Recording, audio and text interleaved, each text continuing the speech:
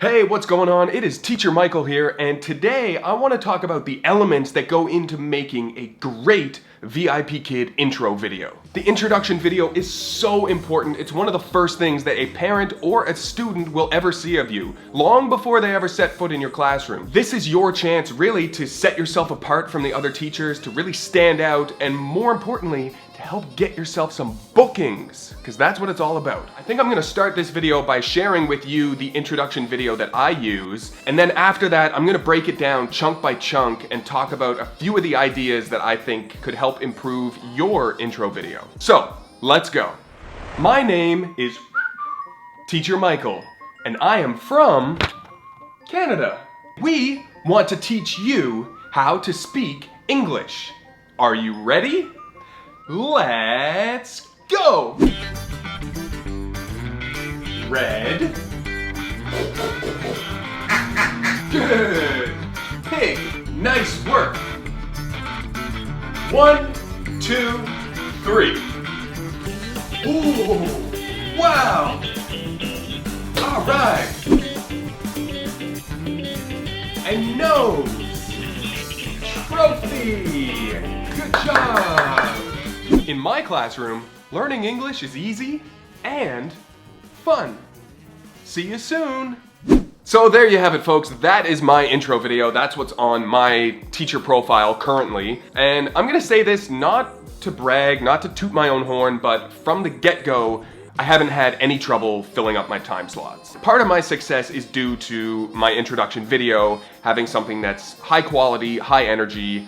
So I want to look at that and see how you can apply some of these ideas to your video. The first thing that I want to talk about, and I can't stress this enough, I can't stress how important it is, it's lighting. The lighting is so important. Like right now, I'm next to a big, giant window. If I open this up, light spills in. I'm not in shadows, I'm not in a basement. If you are teaching from a basement, whatever, that's fine. But when you're making your intro video, go somewhere bright. Sit next to a window, go outside, go on the porch. Just make sure you're well lit. The second point that I want to talk about, and you can see this in the first 10, 12 seconds of my video, is to use simple and clear language. If you think about any language that you've ever tried to learn, one of the first things that you learn to say is, my name is blah, blah, blah, and where you're from.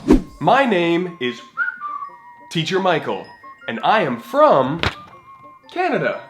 Putting that at the very beginning of the video, even if the students have a low level, maybe the parents have a really low level, the first thing that they're going to interact with on my video is something that they can understand or that they've at least heard before. So it's familiar. Okay, getting into the middle part of the video, I keep the language super simple.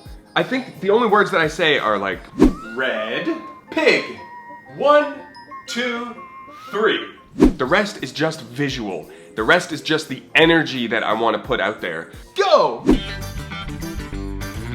I keep the language simple. These students, they don't want to hear about my Bachelor of Education. Well, I don't have a Bachelor of Education, but they don't want to hear about my acting degree or some certificate that I have. Like, that's all boring. The next thing that I want to talk about, and this may be a very subtle thing, I tried my best to use things that I actually use in the classroom. In other words, I'm not, putting on costumes and makeup and using all kinds of props and things that when a kid comes to my classroom, they're not gonna see. Basically, I just want to keep it real. Like, this is actually my classroom. This is what the kids will see when they book with me. So to have a Mr. Potato Head, or for me to do some juggling, or to use my little pig here, those are actual things they're gonna see in my classroom. You don't want the students expecting all this, pomp and circumstance and wa-da-da, sparkles and all this kind of stuff, and then they come into your class and it's just like,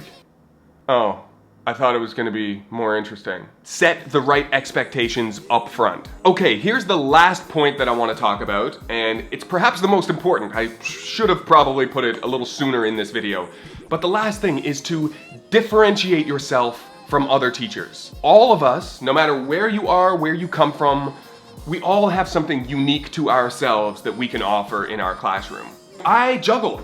I love juggling. I juggle a lot in my classroom. I use these balls to teach colors to teach numbers. But we all have some sort of talent like that. So you may be like an awesome singer or really good at the ukulele or the banjo or something. If that's you, I would lean into that and just become the music English teacher, the banjo teacher. Think about you, think about your interests, your skills, what you're super passionate about, and try and find a way to share that with your students. The last thing that I will say before I sign off, you may be watching a video like this and say, yeah, Michael, that's great, but I don't edit videos, I don't have a fancy camera, blah-bitty, blah-bitty, blah-bitty. You don't have to have the video editing skill. I mean, you may have a cousin or a niece or a nephew or an uncle or a brother. You get the point. Ask a family member, ask a friend.